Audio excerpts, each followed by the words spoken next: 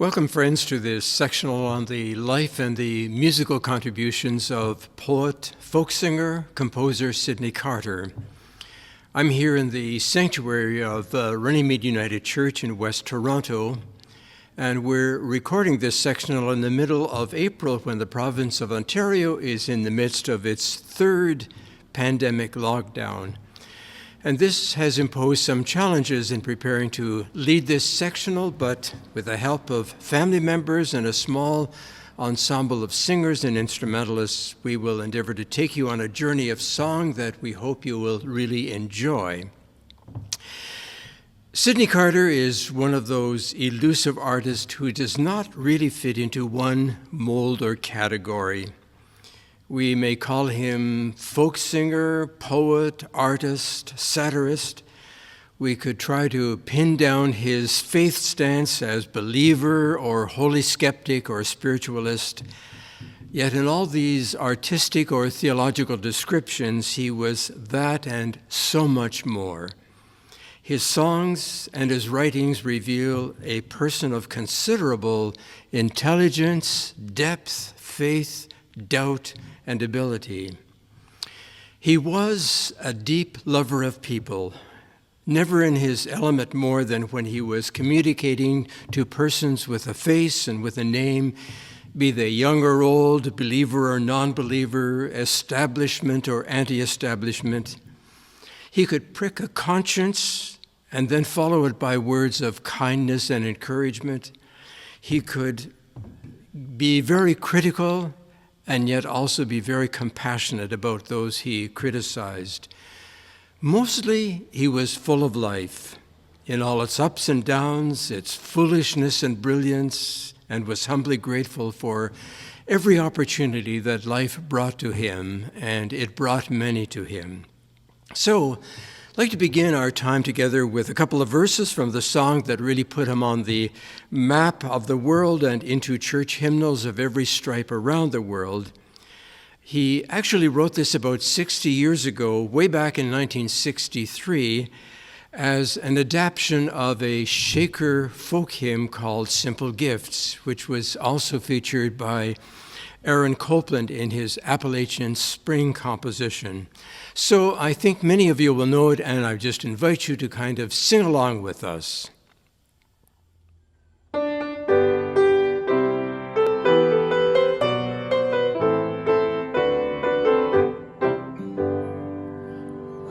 danced in the morning when the world was begun, and I danced in the moon when the stars and the sun, and I came down from heaven and I danced from the earth. At Bethlehem I had my birth. Dance then wherever you may be, I am the Lord of the dance, said he, and I'll lead you all wherever you may be, and I'll lead you all in the dance, said he. I danced for the scribe and the Pharisee, but they would not dance and they would not follow me. I danced for the fishermen, for James and John. They came with me and the dance went on. Dance then wherever you may be, I am the Lord of the dance, said he, and I'll lead you all wherever you may be, and I'll lead you all in the dance, said he. Carter was born in Camden Town in North London on the 6th of May, 1915, in the beginning of the World War I. In the midst of World War I. And after elementary and high school education, he went to Oxford to study history in the 1930s and graduated with a Master of Arts degree. He then took on a rather short-lived teaching position, leaving it in 1940 to somehow contribute to the war effort. This was difficult because he was a pacifist and registered as a conscientious objector. So the avenue for him was to join with the Quakers, the Society of Friends, who had a very active ambulance unit in various parts of Europe and the Middle East. And so his work took him to the ambulance unit in Egypt and Palestine and Greece. As an aside, although Sidney was baptized and buried as an Anglican, his spiritual home was always with the Quakers, who seemed to have that more open, less dogmatic stance in terms of Christian faith. It was towards the end of the war and a little bit following his time in Greece that he had a profound impact on his career direction. For him, Greece was a country, a people, a culture that he came to love.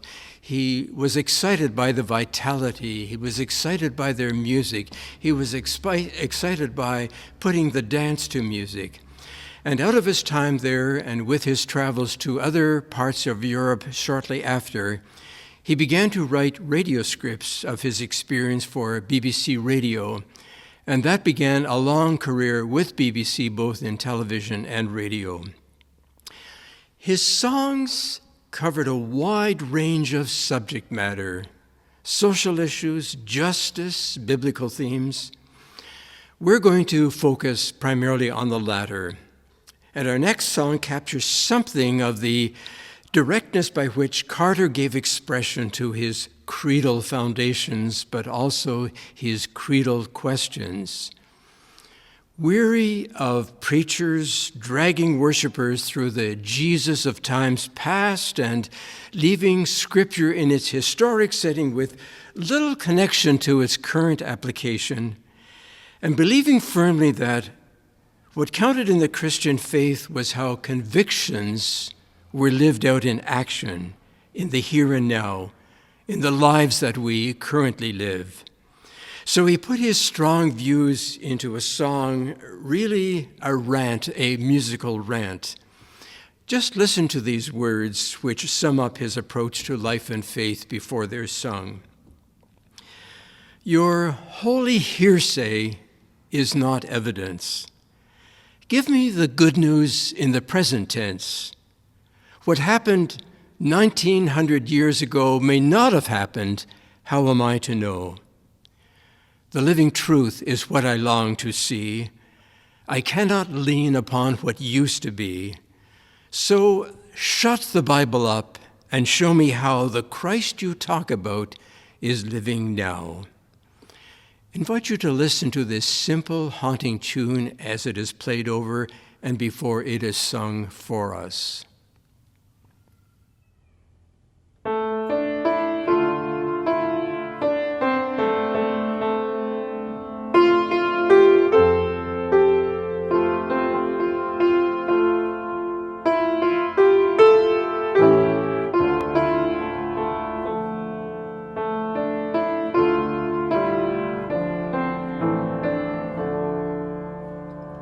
Your holy hearsay is not evidence. Give me the good news in the present tense.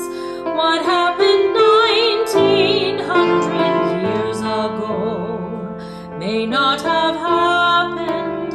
How am I to know? The living truth is what I long to see. I cannot lean upon what used to be. So shut the Bible up and show me how the Christ you talk about is living now.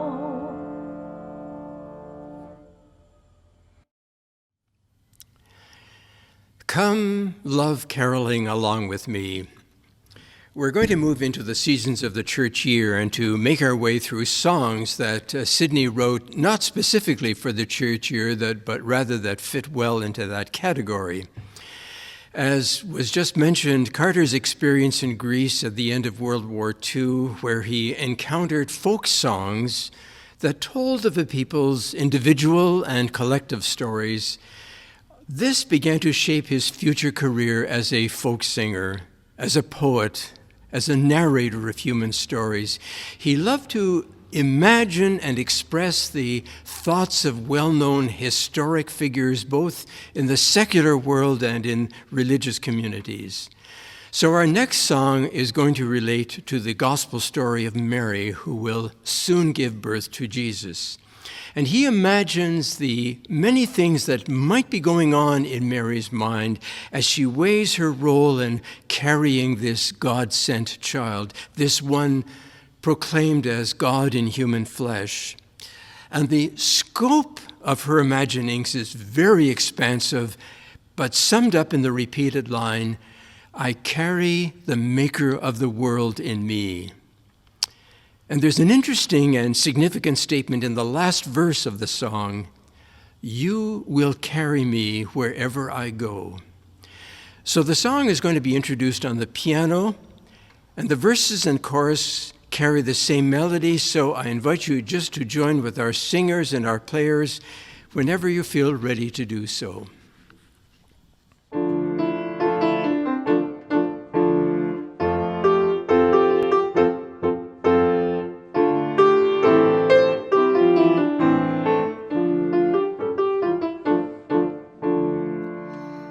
Come, love, caroling along in me. Come, love, caroling along in me.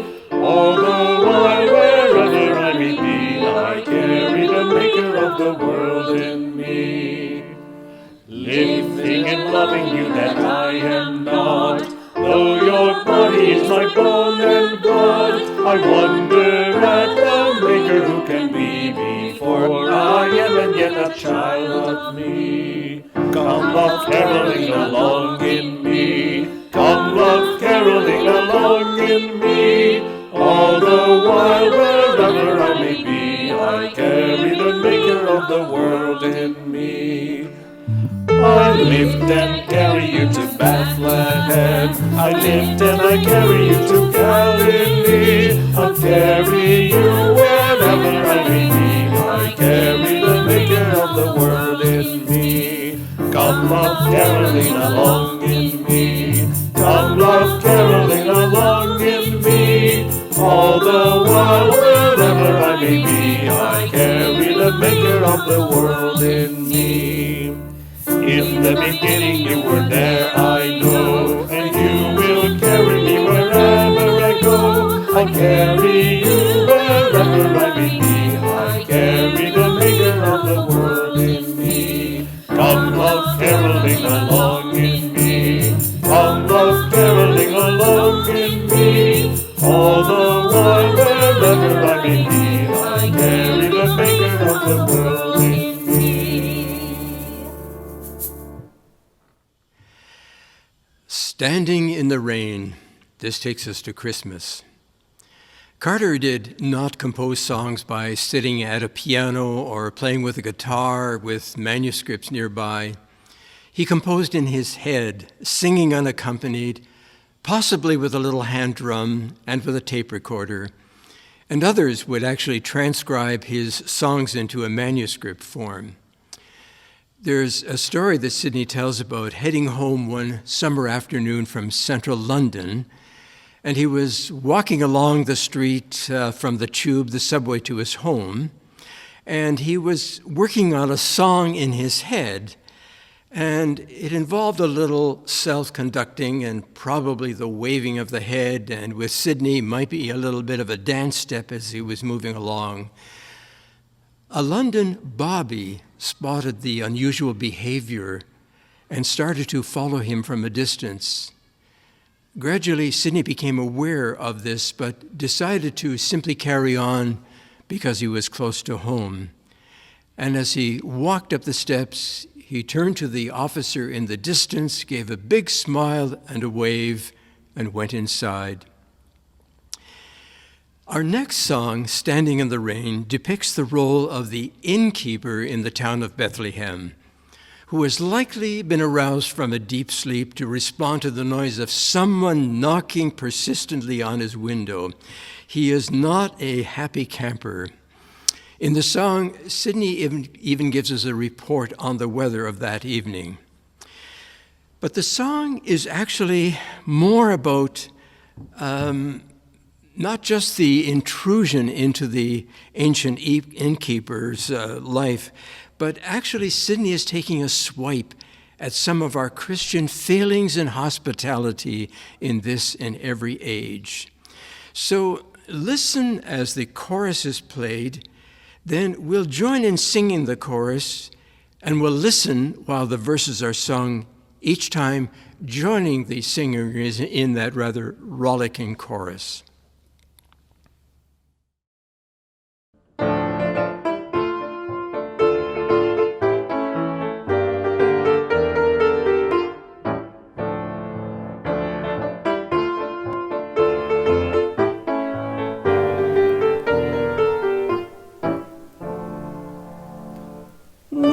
Knocking on the window, there is nothing we can do, sir.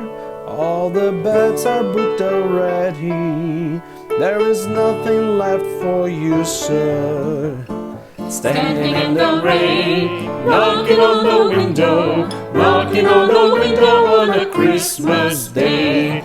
There he is again, knocking on the window, knocking on the window in the same old way. No use knocking on the window, some are lucky, some are not, sir. We are Christian men and women, but we're keeping what we've got, sir.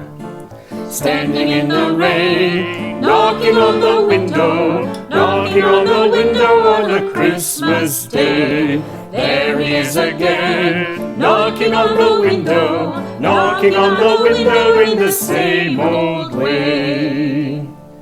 No, we haven't got a manger, no, we haven't got a stable. We are Christian men and women, ever willing, never able. Standing in the rain, knocking on the window, knocking on the window on a Christmas day. There he is again, knocking on the window, knocking on the window in the same old way. Christ the Lord has gone to heaven, they say he'll be coming back, sir. In this house he should be welcome, but we hope he won't come back, sir. Standing in the rain, knocking on the window, knocking on the window on a Christmas day. There he is again, knocking on the window, knocking on the window in the same old way. Wishing you a Merry Christmas, we will now go back to bed, sir. Till you woke us with your knocking, we were sleeping like the dead, sir. Standing in the rain, knocking on the window, knocking on the window on a Christmas day. There he is again, knocking on the window, knocking on the window in the same old way.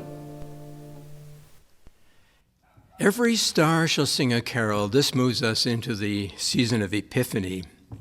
As the title suggests, this song is really in the form of a carol. It has a sort of a classic flavor to its text, almost as though it had been written in an earlier period in history. But it covers the whole sweep of the life of Jesus from birth to crucifixion, and it probes the thought that possibly there have been other incarnations, other manifestations of God. And so the three verses begin with, who can tell what other cradle, how many crosses, what other body? This inquisitive mind of Sidney is asking what other manifestations of the living God might there have been or might there be.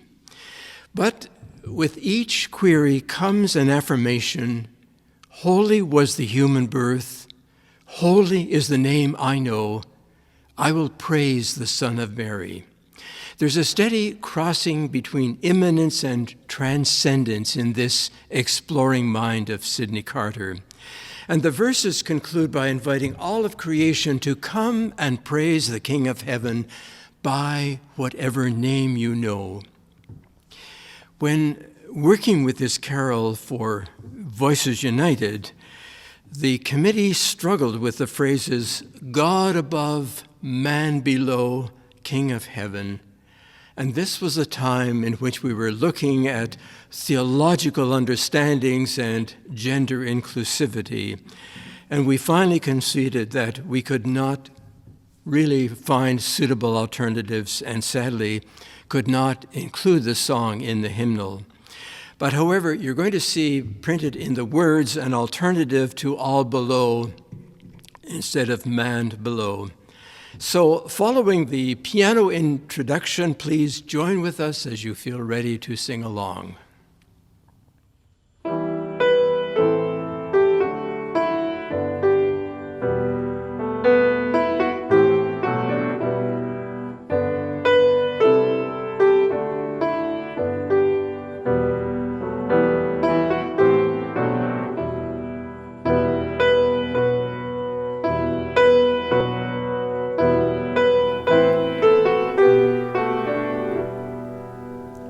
Every star shall sing a carol, every creature high or low.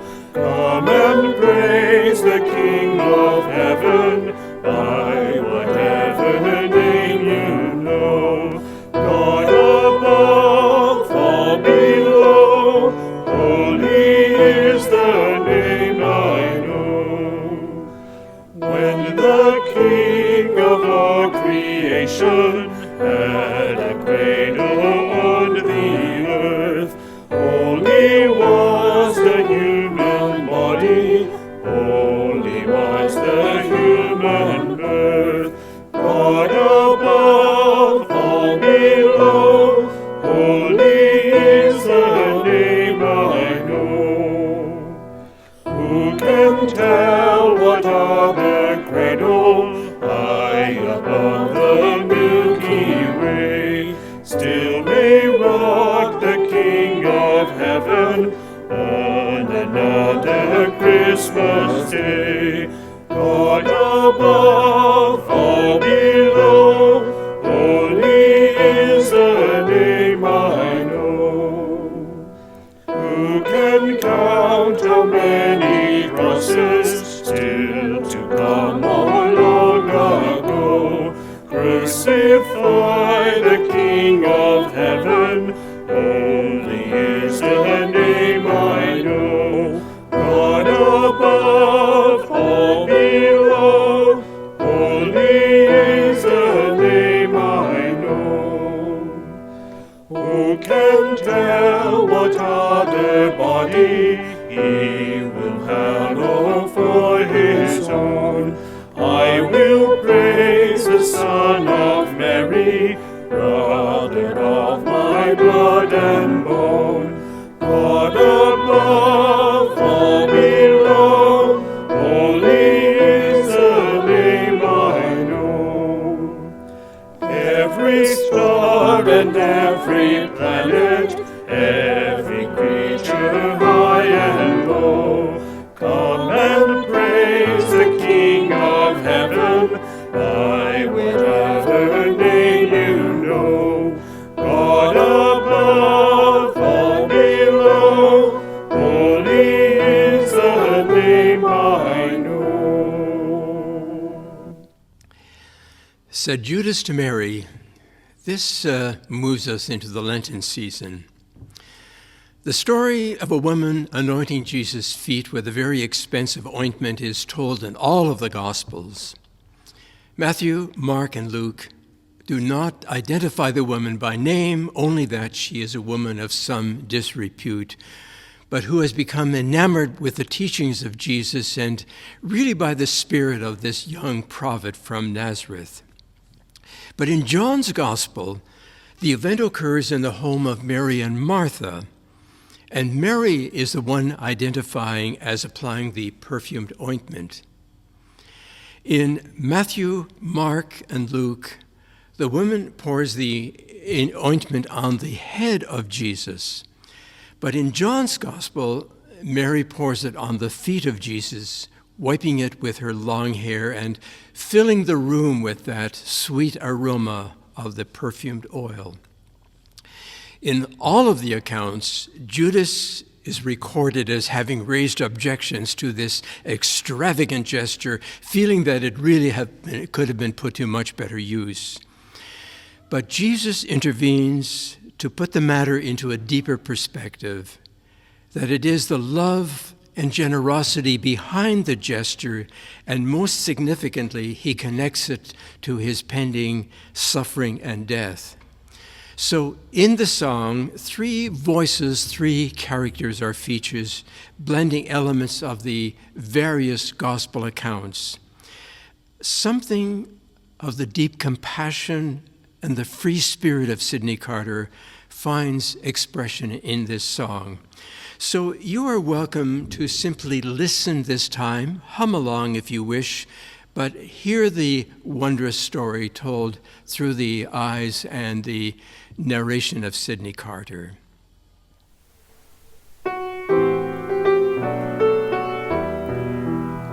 Said Judas to Mary, "Now what will you do with your ointment so rich and so rare?"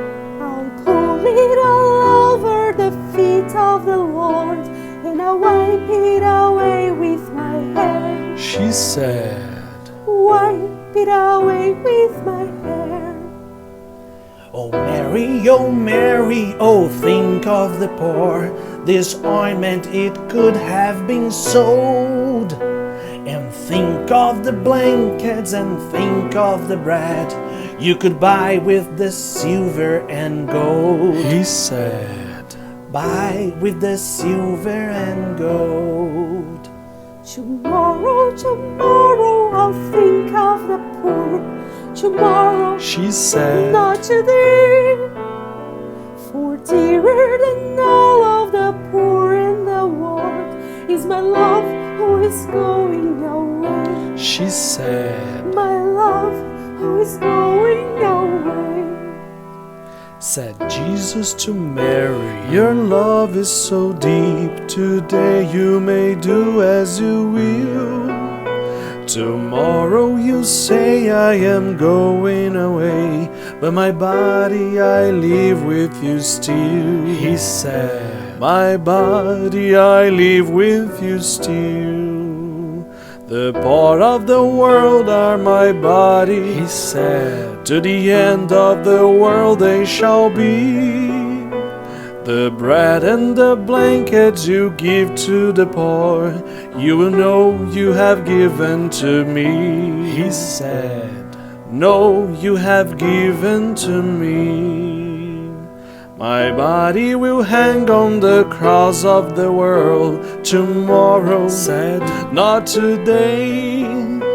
And Martha and Mary will find me again and wash all the sorrow away." He said, "Wash all the sorrow away." When they shouted Hosanna, it takes us into Holy Week. The focus shifts from the biblical story to parallel accounts of harsh, cruel, unjust behavior today in this song. It was written back in 1965 during the troubled period of the civil rights movement. But the target wasn't simply on the civil rights struggle in America. It was also on human rights struggles in South Africa, in Eastern Europe, in China. And the repeated question, "Were you there? Were you there?" puts the tough question to us, where were we, or where are we, when cruelty, injustice, racism raises an ugly and threatening fist? And the neighbor in the song is the one of any color, creed, culture who is in need of our help.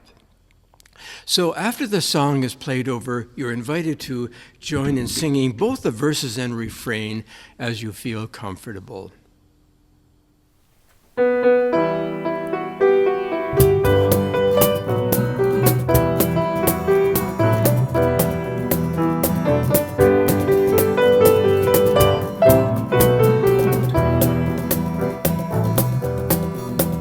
When they shouted, Hosanna, were you there? Were you there? When they shouted, Hosanna, were you there? And the creed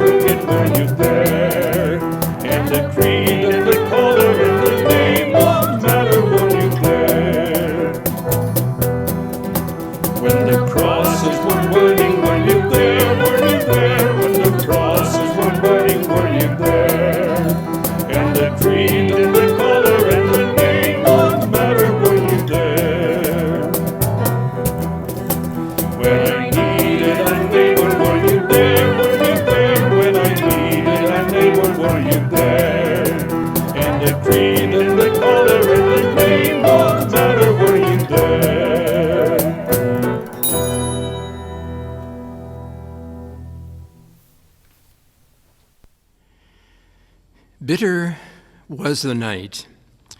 This song takes us to Maundy Thursday and captures the painful and deeply remorseful confession of Peter, who on the arrest of Jesus denied 3 times the claims of bystanders that indeed he was a friend of Jesus. And on the 3rd denial, the sharp, plaintive call of a rooster in the distance could be heard, triggering in Peter's mind the words that Jesus had spoken to him hours before in the upper room. Peter, before the cock crows, you will deny me 3 times. And Peter adamantly declared he would never disown Jesus. I invite you to listen to this searching story song.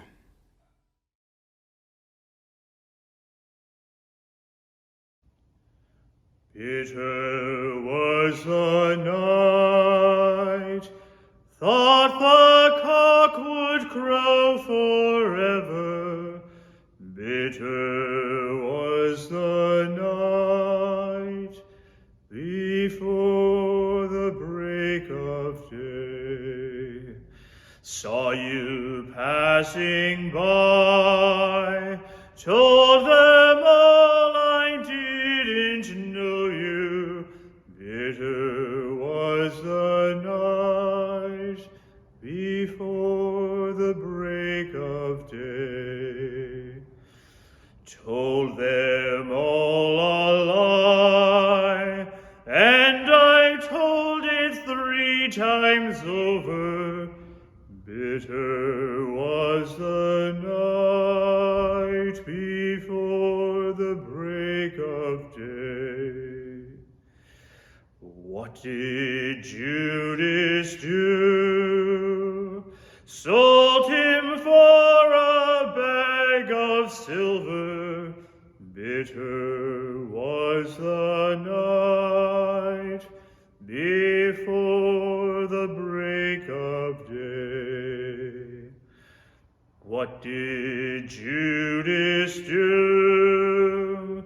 Hanged himself upon an altar.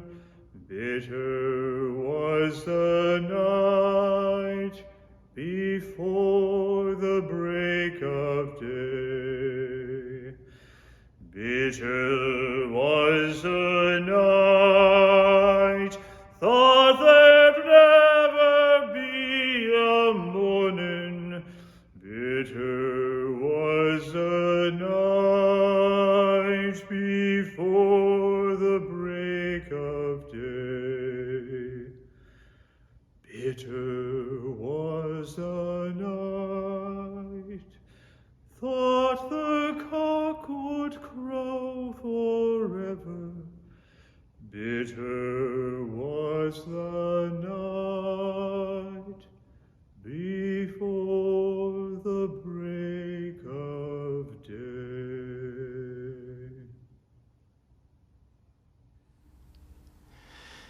Friday morning brings us to Good Friday.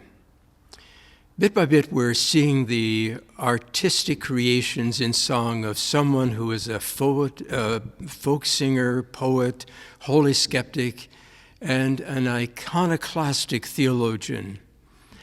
Writing most of his songs through the British folk revival in the 1960s and 70s, he frequently challenged the religious and theological establishment of the time through his songs, trying to bring to life in the here and now biblical stories and characters. But this next song has been Carter's most controversial. It's an account of the crucifixion as told through the words and witness of one of the others to be crucified that day, the thief, the criminal, who apparently has some sense of who this person is that is hanging on the cross beside him.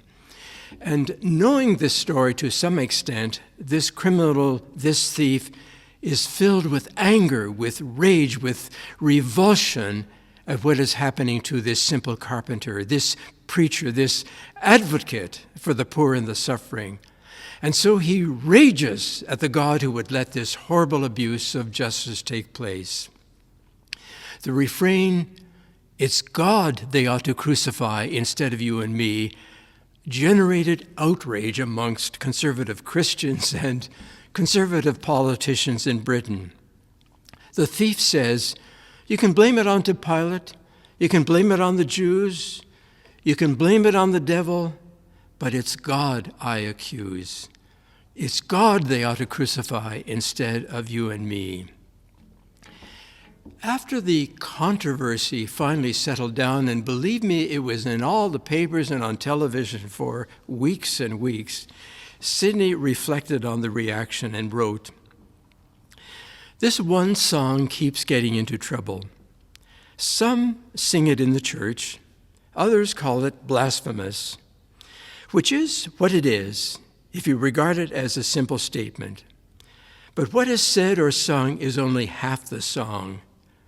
The silent part is where the action really is.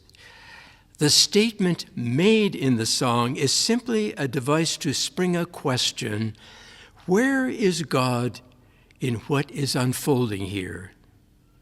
And the answer must come from the listener, i.e. the witnesses to what is happening. So after you hear the first verse and chorus, I invite you to join each time in the chorus, remembering that the music is filled with a spirit of anger, and maybe you could express that in joining in our chorus song.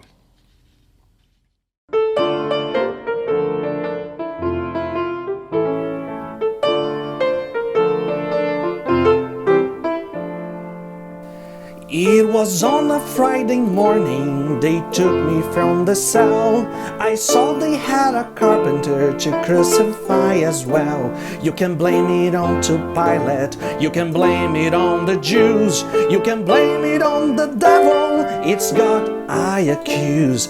It's God they ought to crucify instead of you and me. I said to the carpenter, hanging on the tree.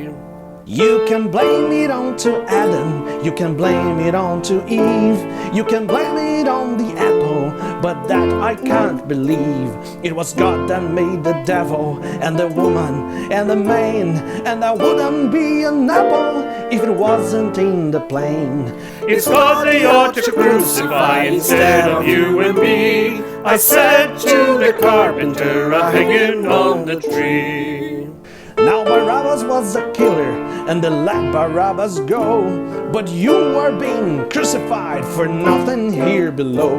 But God is up in heaven, and He doesn't do a thing, with a million angels watching, and they never move a wing. It's God they ought to crucify instead of you and me. I said to the carpenter, hanging on the tree. To hell with Jehovah, to the carpenter I said, I wish that a carpenter had made the world instead. Goodbye and good luck to you, our ways will soon divide. Remember me and heaven, the man you hung beside. It's God they ought to crucify instead of you and me. I said to the carpenter, hanging on the tree. When I Needed a Neighbor.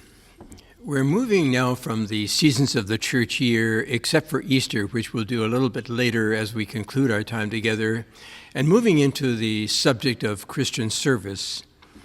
Sidney Carter acquired, through his performances and the writing of the many songs that he did, a huge circle of friends in the folk singing tradition. And our next song, When I Needed a Neighbor, really began as the last verse of the Palm Sunday song we did a few moments ago when they shouted Hosanna. But this new version was written in 1965 for the launch of Christian Aid work, Christian Aid Week in Britain, and was introduced by a folk group at a very large rally in Trafalgar Square in London. And then it was later picked up by folk singers in North America, Australia, New Zealand, and various rallies for international aid throughout Europe. Carter traveled quite a bit in terms of performances, and he tells of visiting in Australia to a friend's meeting house while he was touring there. And he dropped into the Friends Meeting House really as a stranger, just as a visitor for this occasion, not coming as a celebrity. And the discussion that day centered on focusing on aid to the needy. And following the discussion, a woman stood up and sang, "When I Needed a Neighbor," totally unaware that Sidney Carter, this visitor, was there in their midst. He said it was for him the most moving rendition of the song that he had experienced. The song continues that persistent challenge, that passion of Carter to identify with the neighbor and the neighbor's needs, those suffering hunger, experience poverty, victims of discrimination because of color, religion, disability, gender, etc., etc. And we note that in the final verse, the question, "Were you there? Were you there?" becomes a commitment, "I'll be there." So let's just sing this song together, since we've already had a rehearsal as we sang the other song a short time ago.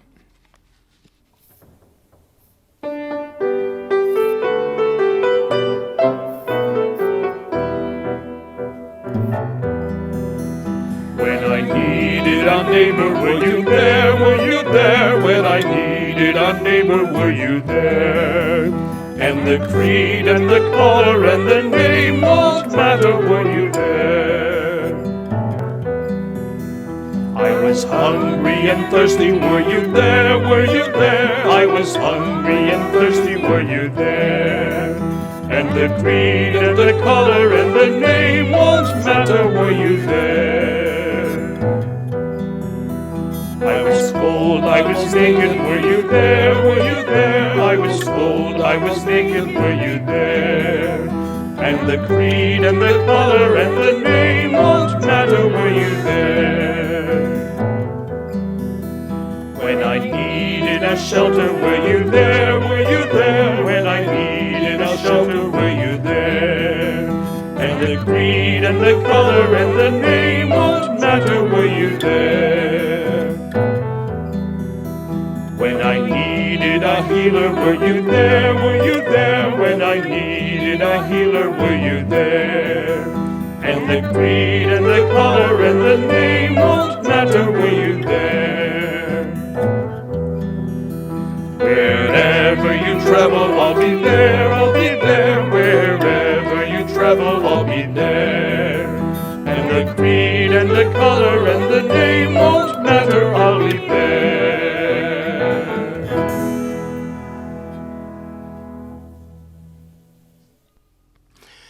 One more step along the world I go.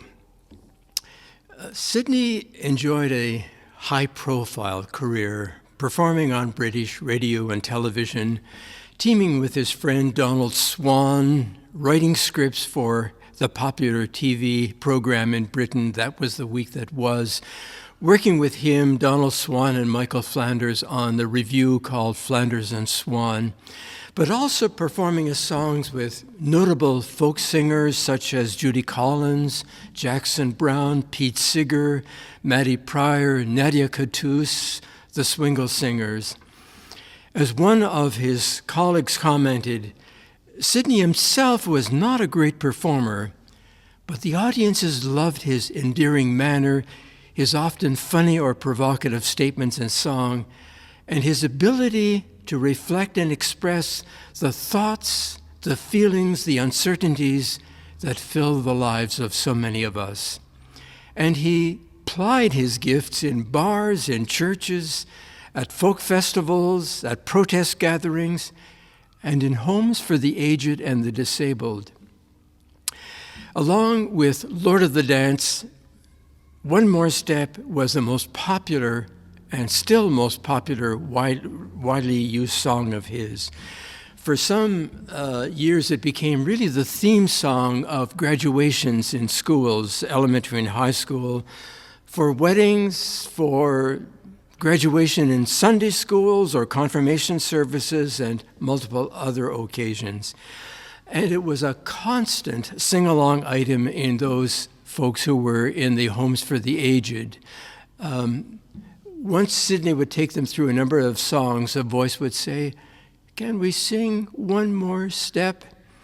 And I guess for the aged, it still carried something of a sense of the future. So just listen as it's played over, and then join singing when you feel comfortable and ready to do so.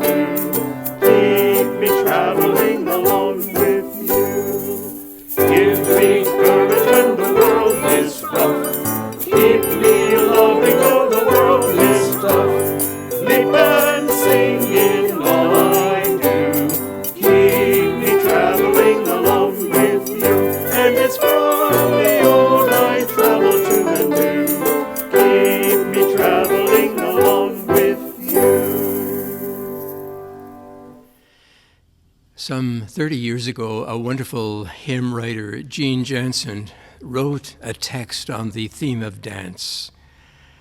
"I cannot dance, O love, unless you lead me on. I cannot leap in gladness unless you lift me up. From love to love we circle, beyond all knowledge grow, for when you lead, we follow, to new worlds you can show."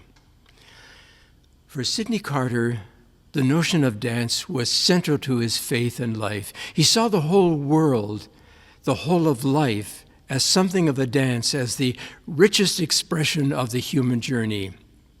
And in his writings, he said that he saw Christ as the incarnation of the piper who is calling us and who dances a shape and pattern which is at the heart of our reality. And by Christ, he said, I mean not only Jesus. In other times, other places, other planets, there may be lords of the dance. But Jesus is the one I know first and best, and I sing of the dancing pattern in the life and in the words of Jesus. The final 5 years of Sidney's life were very difficult as Alzheimer's disease began to close in on him. His wife, Leila, took on the challenge of caring for him, keeping him at home, strongly supported by their son, Michael, who is a neurosurgeon.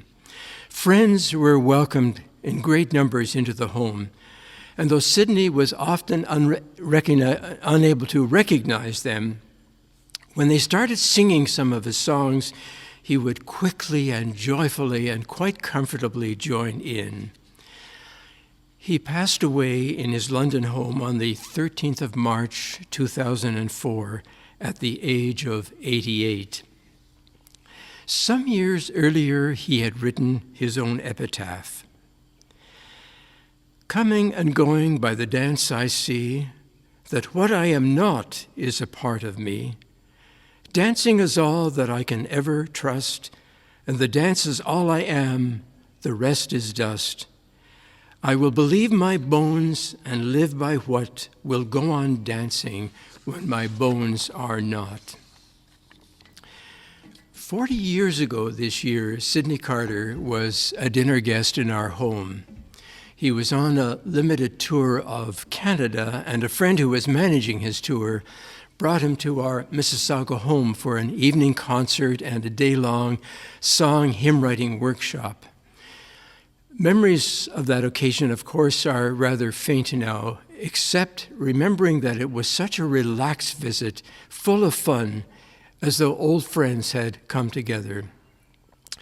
Before we sing our last song, which is a reprise on where we began, may I say a sincere thanks to those who have worked with me to prepare this sectional, my wife, Catherine, on the piano, my son, David, as the producer, the team of singers and instrumentalists who have added so much to the sectional, and to Runnymede Church for permission to use the sanctuary as our presentation space. And finally, to thank you who have joined us for this vocal dance through the songs and the brief life stories of Sidney Carter. Thank you for being here. So let's join in singing the remaining verses and the choruses of Lord of the Dance.